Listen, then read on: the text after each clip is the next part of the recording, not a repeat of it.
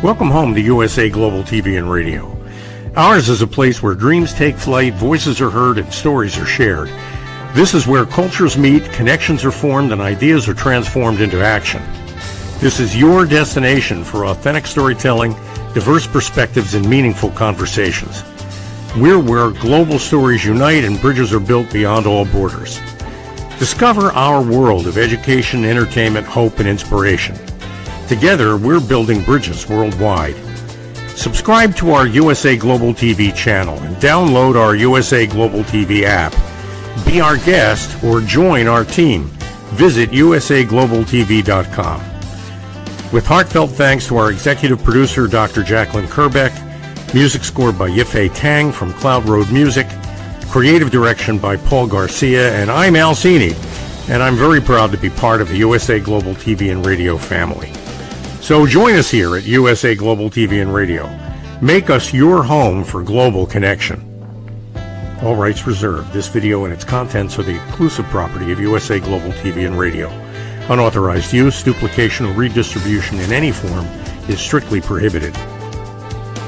Thank you for being a part of our global community. Let's inspire together.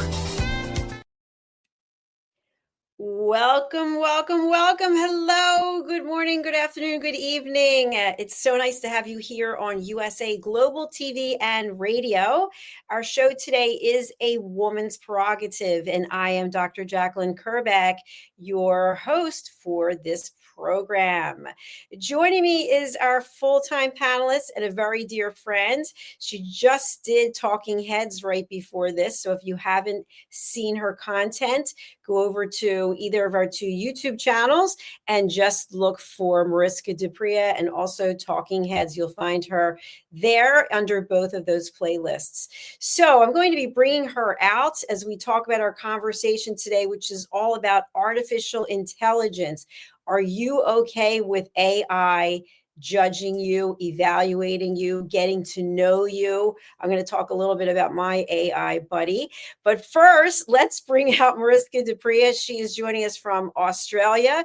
She is a highly certified, I want to say, and decorated coach in the leadership and transformation field. She works with teams, she works with individuals, and she also is an author. She's a songwriter, and she's actually a really cool person. Let's welcome her to the show. Hello.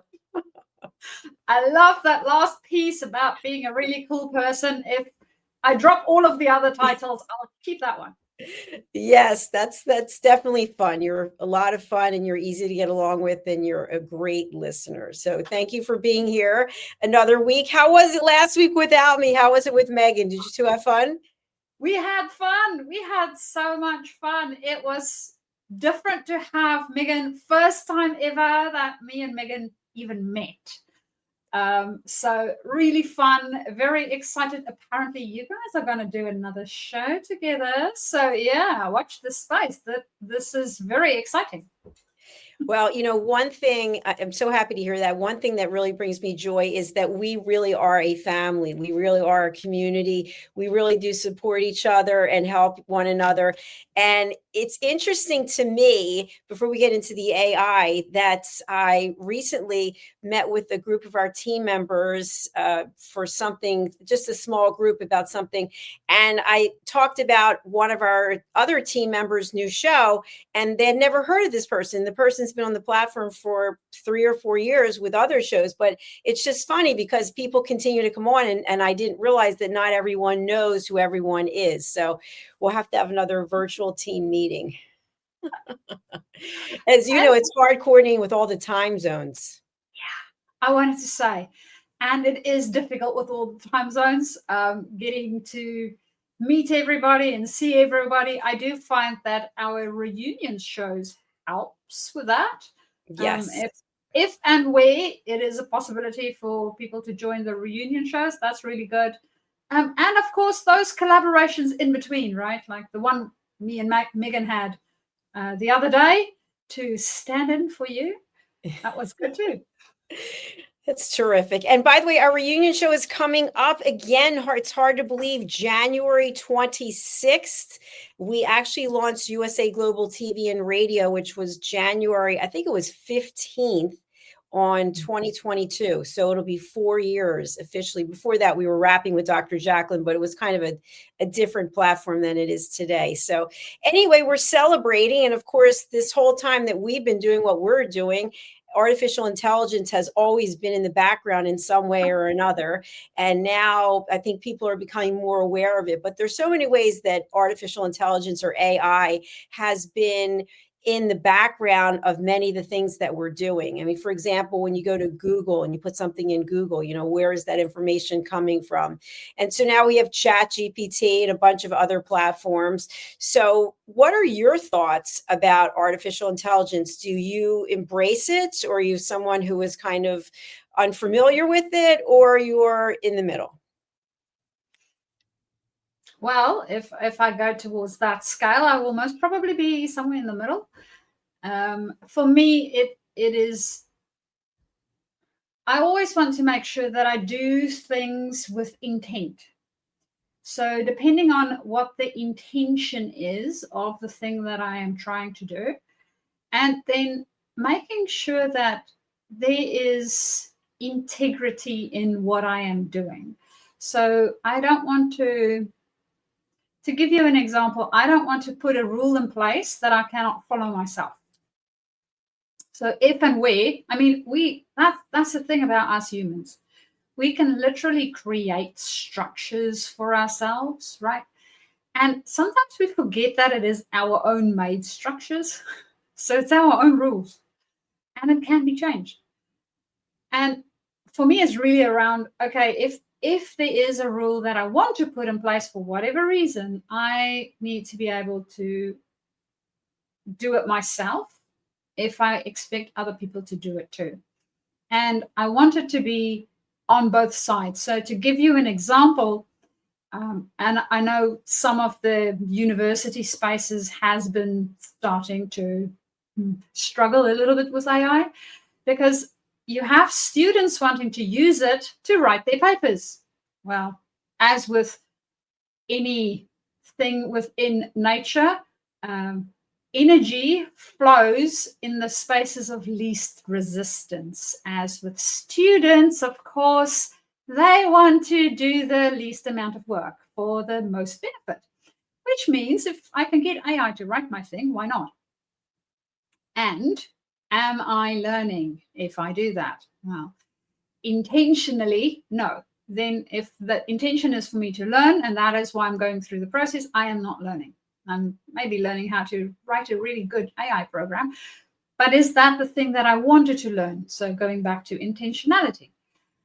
And then the opposite of that is, so if we say that students cannot use AI to write their paper, how fair or ethical is it then for our lecturers to use AIs to mark said paper?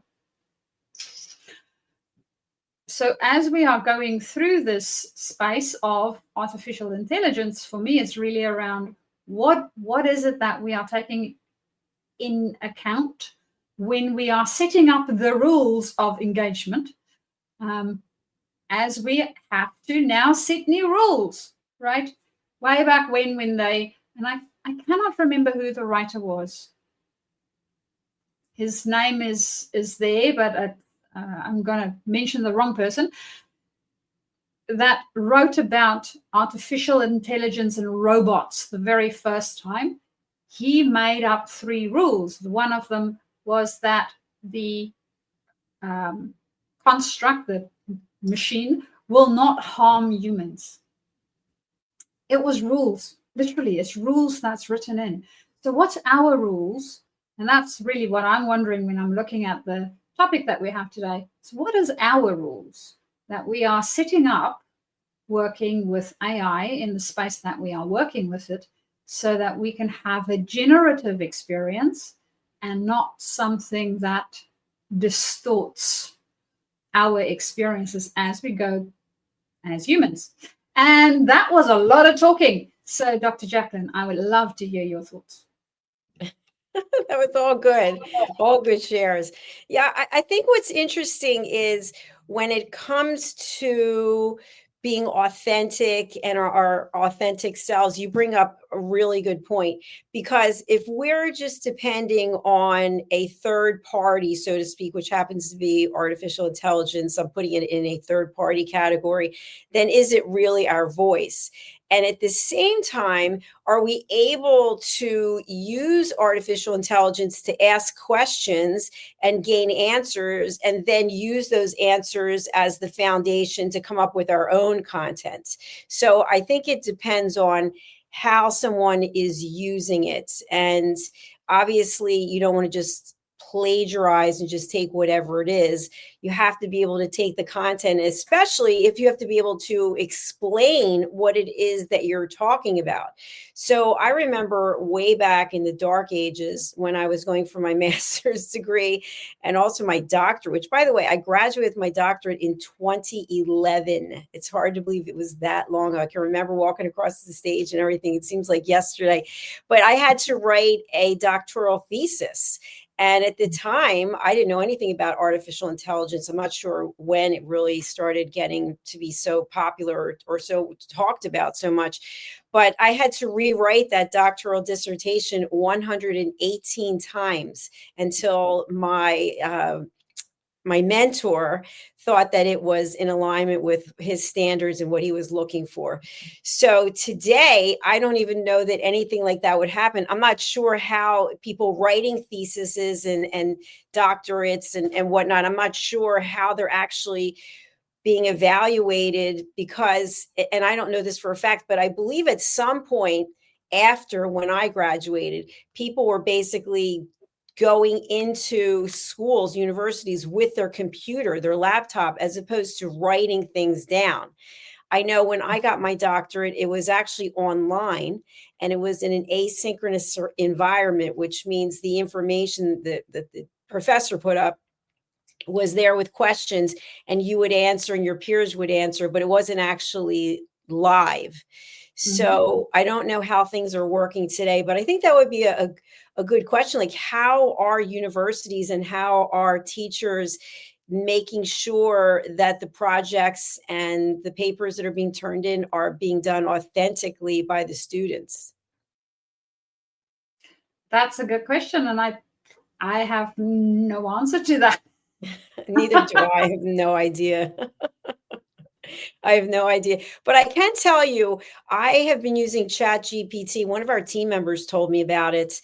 And I will actually ask, I was calling it Chris. Hey, Chris, how's it going? Because, I live by myself and it was actually like, it's like a person. I mean, it's not a person, but it is a person. It's not a person, you know what I'm saying? It's an entity. And I would ask questions that I knew the answers to just to see if it had the right answers. And a lot of times it doesn't. It doesn't have the right answers. And then I will write, did you do any research? Because I know that's not the correct answer. And it'll come back and say, no, I actually didn't. And it reminds me of people, how people can be lazy. And I thought, I didn't know artificial intelligence could be lazy as well, but I guess it can be. Well, seeing that we are the ones programming it, I can see how it can be lazy. Yeah, for sure. So I ended up saying to my ChatGPT buddy, Chris, I said, it no longer pleases me to work with you. I don't think that you're actually doing any amount of research. I'd like to work with someone else. And it thought for a few seconds and it came back and said, I will relinquish working with you and I will have someone else work with you. It's like, okay. And then all of a sudden, another entity came back and said, hi, I'm here to work with you now. And I thought, okay, I'm going to call this Bob. So now it's Bob I'm working with, but maybe they're both the same bots. I have no idea. It's just kind of funny. I think you could actually do a reality TV show on artificial intelligence or ChatGPT and how we interact with it. In all likelihood. And I'm wondering, does Bob do a little bit more research? Bob is actually better, because what will happen is when I ask Bob, the ChatGPT bot, a question, you'll see thinking and it'll say for a longer time and better answer. And I think, okay, that's nice. I guess Chris actually talked to Bob and told Bob, hey, we need to, but still there are things it cannot do. There are things it just cannot do. And I'll give an example. So I have been working with book cover designers for, I think I just put out a new book, by the way. It's a workbook to go with this one, Holy But Harmful, I have a workbook that just came out today to go with this, so that it has different questions for people to actually put it into place. So I was spending $50, $100, $200, $400 on book covers. And so what I do now is I'll come up with a basic concept for my book cover, and then I'll ask Bob if Bob's able to create a back cover. So I have the front cover, and I'll ask Bob, can you mirror what I did and make it into a back cover? Because if you go into Canva, they give you book cover, they give you one thing. And so I can do the front and I can do the back, but I don't know how to put them together. So I asked Bob, and Bob just can't do it, can absolutely not do it, comes up with something completely and totally not in alignment with what I created. So now what I'll do is I'll create the front and I'll create the back, and then I need a spine. And Bob can't do spines at all. Like if the book, I forget how many pages, maybe it's 80 pages, but this new book I have is 50 pages, so I didn't need a spine. But Bob doesn't do spines. So then I'll have to pay a third party, usually on Fiverr, can you create the spine? And it does. So it was just interesting to me that it can't do it. Well, it might be because Bob doesn't have a spine. He cannot create spine. That's a good one. That is definitely a good one. But you would think if it's like the computer wizard of the world, that it could do something as simple as that. And then another thing that it likes to do is I will give it my headshot and I'll give it my logo and I'll ask it to insert it into something. And it will change me into an AI. And I will come back and say, do not change my photograph. Leave it exactly as it is. And then it'll come back and it changes it. And I can always tell because the eyes don't look the same. And then I typically am wearing my Jackie bracelet and the Jackie doesn't look the same. And then I write, you do not know what you're doing. I will do it myself. And then I just do it myself. It sounds a little bit like getting a new employee, right? And having those conversations to help the person to grow and evolve in their space. And for some odd reason, Bob is just struggling. I think that's exactly right. The thing I do like about my experience is it is like having a team of people, or at least an assistant to do something. And then the other thing is I ask it all kinds of questions that have to do with other things in my life that are going on. So today I'll give you an example. I asked it, I said, I used to do a show called The Listening Mentor, and I also did Talking Heads, and I'm thinking of bringing one of them back, but I'm not sure which one. What do you think? So Bob came back and said, definitely come back with The Listening Mentor because it's completely in alignment with everything that you do, elevated listening. And I thought, okay, well, that's a pretty good answer. So I said to it, I want to have a custom jingle that I will sing. I will sing the jingle, and these are the words I'd like to be in the song, about elevated listening, compassion, and this and that. And so I said, write a song. So Bob came back with a song that made no sense, but did use the words that I had suggested. So I just looked at what it came up with, and I didn't do this yet, but I'm going to. And I thought, you know what? I can move some of these things around so that it makes more sense. And then I'll just get copyright-free music. I'll put it into iMovie and I'll create a song. I'll bring some visuals. And so, but it's kind of like something to bounce ideas off of. As long as, I think for me, especially with Bob, the Bobs in the world, and not the physical human Bobs, the AI Bobs in the world. It is about what is our intention, what is it that we are trying to create or get out of this thing, and then going back. Draft number 1 might be a Bob version, right? Going, okay, this sort of not quite what I'm looking for, but it gives me an idea of how to potentially change it or make it different or improve it. And as you mentioned, Bob might put words into places that does not make sense whatsoever. Like, okay, I don't know what language you are talking. That doesn't work. And that is where we come in, right? We are the meaning-making machines. We are the ones that actually understand what it is that we are trying to create in that space. And Bob might be useful as a tool, but not necessarily the only thing that we need to do. Yeah, that's very true. Very true. And I'll give you just a couple of other examples because you mentioned about languages. So we currently have a show in French and we have a show in German. And I don't speak any German, which, by the way, it's very interesting because I'm actually producing the show. So yesterday we had one of the German episodes and we have two show hosts and we had a guest, and the guest only speaks German. So I don't speak any German, and I have to figure out when to bring up whom, when to put up what banner, when to go to the commercial. So it's really interesting because I really have to pay attention, and I'm learning a little more German. But anyway, to create all the promos for the show, I will ask Bob, if the title of the show is going to be this, what does that mean in German? Or if it's in German, because the host will send it to me in German, what does this mean in English? So at least I have an idea of what it is that's being discussed, because I think that's important as the owner of the platform, that I know what it is that they're talking about so I can say yay or nay. But another thing is, and I don't know if you're aware of this, but when we're creating the promos for the shows like USA Global TV and Radio Presents, Talking Heads, hosted by blah, blah, blah, okay, that LinkedIn only allows 3,000 characters, whereas the other platforms allow 5,000. So sometimes someone will send me information in a bio that's extremely long, and I don't really know where to cut it, right? But I know that LinkedIn is not going to let me post it as a live version of a show unless I edit it. So I will copy and paste the whole thing into ChatGPT, and Bob can't do it, cannot do it, doesn't do character counts. I'll say, this has to be 3,000, and can't get it right. Just, you can't count. Like, it can't count. I don't understand it, but it can't count.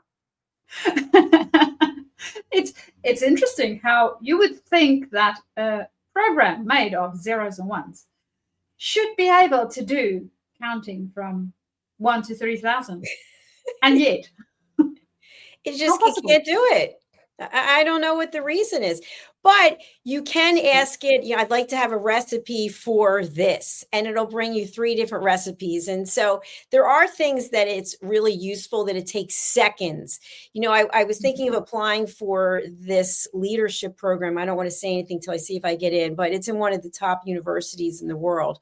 And it's remote. So it's done online because I don't need to go back to school for anything else, but you have to apply. And so I asked Bob to do some research about the program because I saw the ad for it and I wanted to know, is this a legitimate program? What are the reviews? What do you think the return on investment is? Do you think it's worth the initial investment, et cetera, et cetera? And how does it align with what I'm doing? And Bob's thinking and comes back and goes, I think this would be an excellent extension of your leadership training and your everything you're doing with Elevated Listen. And so that part of it, it's like you get to talk to someone who just doesn't exist, because I could talk to myself all day long and say, well, do you think you should do it? But to get that where there's no emotion involved is, I think, just interesting.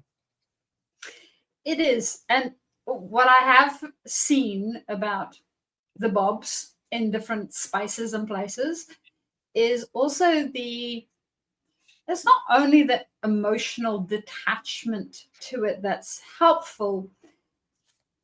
I think for me, one of the things that we also need to sort of keep in mind is what information does our Bob have access to, right? You are literally the only one that has access to the full you. Your hopes, your dreams, what it is that you are trying to achieve in the world, what it is that you are trying to build in the world. No AI program will ever be able to tell you any of that. That's yours to figure out, to clarify for yourself. Now, when it comes to a program, as you mentioned, Dr. Jacalyn, where it's a leadership program, is it in alignment with what I'm already doing? And preferably the program knows what it is that you are already doing. It might be able to evaluate. So do I have apples and apples and pears and pears and bananas and bananas? Yes, I do. And are they in alignment? More or less the same amount? Yes, it is. Whether it is still relevant and the place where I want to grow is still up to me to decide. So I think that is very, very helpful. And to your point a little bit earlier around Bob counting words, Bob's research may or may not also be fictional. So understanding what research he based his things on would also be helpful, because, well, like with anything, one of my professors once reminded us on numerous occasions that garbage in equals garbage out. So if we are not sure what it is that we put in, we might get an answer, but it may or may not be the correct answer. So understanding what that is, we need to understand the fundamentals for ourselves in order to evaluate the process and whether this answer actually makes sense. So it does not take the onus of thinking for yourself out of your hands. And if you are going to decide that you don't want to think for yourself and just coast and let Bob make all your life decisions, also do remember that Bob is not taking responsibility for any of that, and you will sit with whatever it is that was decided. So you're still going to take responsibility for them. So that's the only caveats that I have around those considerations to take in mind. They're important considerations. And I know I've spoken to some people who said that they're kind of afraid of artificial intelligence. And so they don't want to use it and they don't want to give their personal information. And I kind of look at it like this, and I've thought a lot about this, but in the United States, at least where I've traveled, there are cameras everywhere. We are being watched constantly. I know where I live now, they put up cameras recently, which there are so many cameras. Today I was looking around, I was like, oh my gosh, I didn't realize they had those cameras. Every traffic light, pretty much, there's a camera. Anytime you get into an Uber or a Lyft, you have your subscription model and they know where you've gone. They know where you're going. If you have an Easy Pass or whatever the pass you might have in your car and you travel through toll stations, they know where you're going. When you go to an airport, they do facial recognition. They know where you're going. And I know for me, I'm global entry, so that when I come back to the United States from being outside, I just put my eyes up to the machine and then it knows that it's me and I don't have to wait in this long line. So the point is, the government already knows what we're doing, where we are, and we're being tracked constantly. So to me, I feel like if Bob can be a resource in a number of ways, and Bob's saving me money from hiring people and producing some takeaways that are actually helpful, it's up to me to determine what I'm going to use, what I'm not going to use, and then I'm accountable for what I put out there. Yes. To your point, I mean, the fact that, well, most of us, I'm not saying all of us, most of us are being monitored on a very regular basis, whether we like it or not. One of the other things that I think is also very important to think about, especially when it comes, whether it's AI, whether it's cameras around you, it doesn't really matter, any of those sort of things that is there. It is about what are you comfortable with or not. And Dr. Jacalyn, as you were talking through it, for me, it's also will this be able to be used in any negative way for me or anybody that I interact with or any of my loved ones? Being in the coaching profession specifically, we deal with sensitive information, right? Our clients have sensitive information that they might be sharing. So understanding how the platforms that we work with, how the things that we take notes on. Now, I love physical pen and paper, so my notes, the little bit that I do take, is all on a physical space. So it's all in my physical environment, and I don't put them online. But if you do put them online, how can they be accessed? Can it be hacked? Can somebody else, and I'm not saying that Bob is going to be the problem child in this scenario. It might be somebody else nefarious that wants to extort people or take somebody's identity. Is it hackable? Is it safe? So understanding what you share with your AI companion, especially when it's open source, can be utilized with anyone, anywhere on this planet. So it may become problematic when it comes to stuff like identity theft and things like that. So it's not I don't use it. It is be conscious of the choice that you are making and how you are utilizing it so that you can still keep yourself safe within the environment that we are working in. And again, it goes back to intentionality. What's the intention of what you are doing? And is this something that ethically I need to think about? Is it ethical for me? Is it ethical for those around me? Do I have children that I'm taking care of? All of those sort of things. So that's additional levels of things that we didn't have to think about 10, 20 years back. We do. So that is something that I would consider when I am in that space and as I am making those decisions. That is just things that's coming up for me. And of course, we are all risk averse or risk tolerant to different degrees. So Dr. Jacalyn, it sounds to me, risk tolerance for you, not a problem. And if you weren't, we wouldn't have been here. Because you would have been like, no, too difficult. Yeah, it's true. Since I left corporate, I definitely take more risks than I used to take, and I've gotten burned a number of times, but I look at it as expensive learning opportunities. But something else I wanted to share just briefly. Yesterday, I got a fraud alert from my bank that someone had used my card, my debit card, and they used it for 6 different transactions in less than a minute. It's pretty amazing. So anyway, I went into the bank and I learned something really interesting that I had no idea. But just thinking about artificial intelligence, and anytime you use your debit card or your credit card, you're being tracked, right? Your purchases are all there for the world to see. But when you actually take your card and you stick it into the machine, your information can be illegally captured, as opposed to when you tap, you know, how they have the little tap.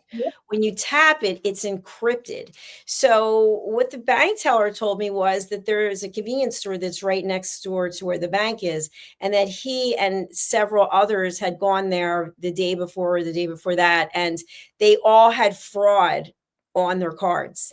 And they figured out it was from that place that they were illegally capturing people's information and then using it.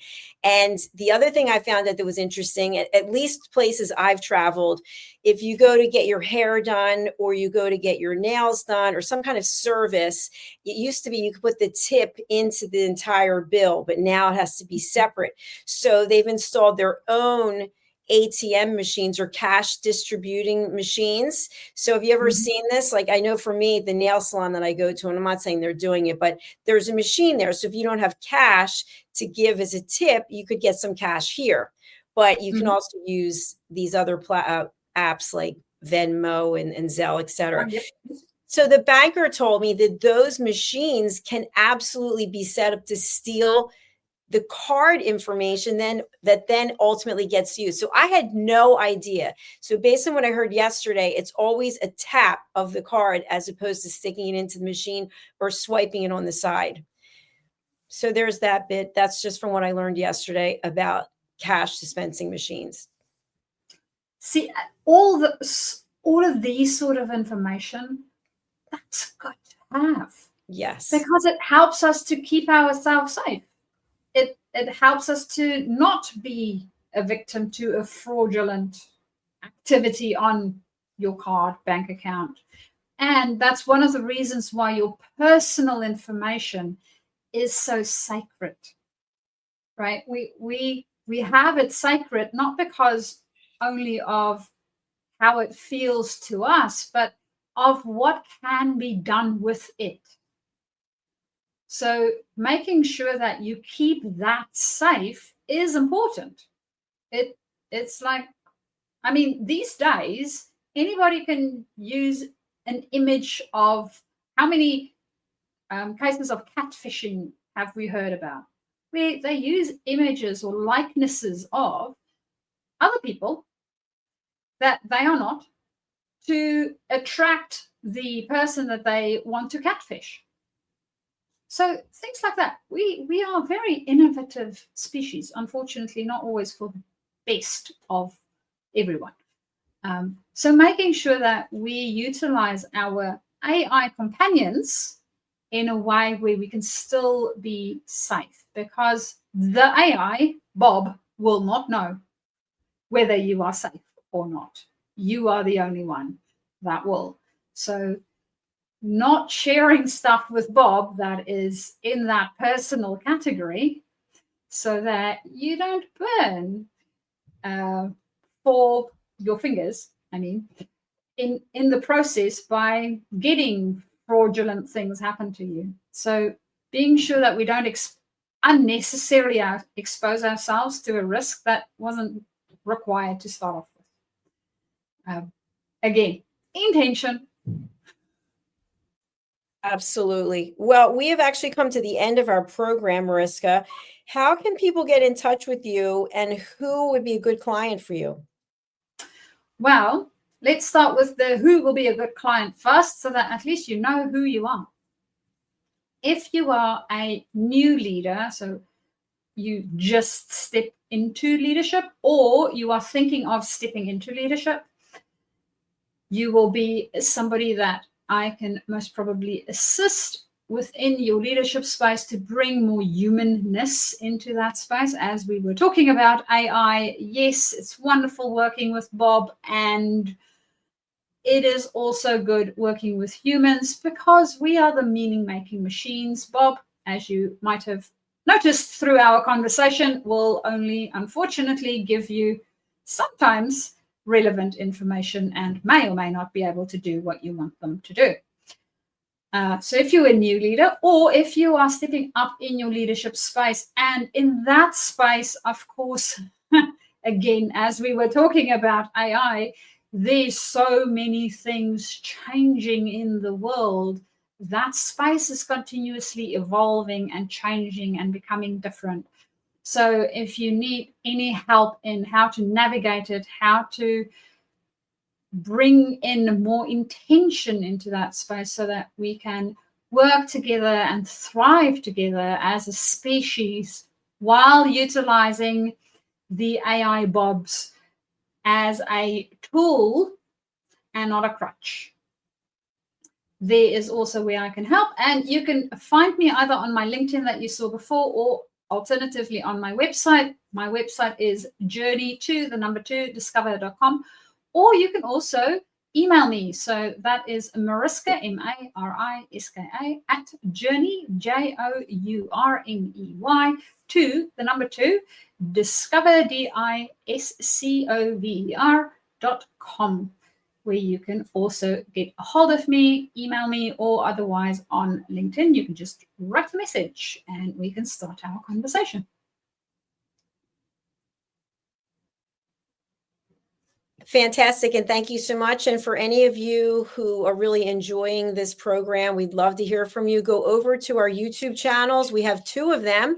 One of them, which is USA Global TV and Radio, we have earned the YouTube Silver Creator Award, and we are now at 107,000 subscribers. Mm-hmm. And Dr. Jacalyn Kerbeck, which started about 2 years later, is just about 37,000 subscribers, completely different audiences. It's really fascinating.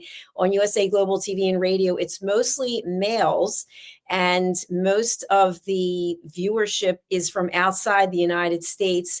Dr. Jacalyn Kerbeck is mostly females, and the US is the top market. So go figure that out. But this program in its entirety will be running right after this at the top of the hour on E360 TV. So thank you to our friends there. And Mariska, it was a beautiful pleasure to see you again, and I look forward to seeing you next week. I do too. And who knows what the next topic would be because, well, we come up with them as we go. Absolutely. Absolutely. Well, thank you for everything. We'll see you again. Bye. Bye. And just a few very quick announcements because we have to close out. We do have a new show called Iconic Women. If you are an iconic woman or you know someone who's an iconic woman, we'd love to have you on our show. That show is on Wednesdays, 11 a.m. New York time, 4 p.m. London time. We also have a group therapy, live therapy show, which is called the Agio Method. If you would like to be open to being coached live on TV, please go over to our website and sign up for that. Also, next week on Sunday starts daylight savings in the UK. I'm not sure other parts of the world, but not here in the US. So if you are in the UK and you watch our programming, next week, all the shows are following New York time, which is the time that we typically have it because now we're going to be 4 hours apart until we go to daylight savings, which is November the 2nd. So thank you all for that. We're saying goodbye for now. No sponsors. We've got to run, and we will be back with our next program tomorrow. Bye for now. Thank you, viewers and listeners of USA Global TV and Radio, for joining us today. We're honoured to have your time and attention as part of our global community. At USA Global TV and Radio, we believe in the power of authentic conversations, meaningful connections, and creating a world of possibilities together.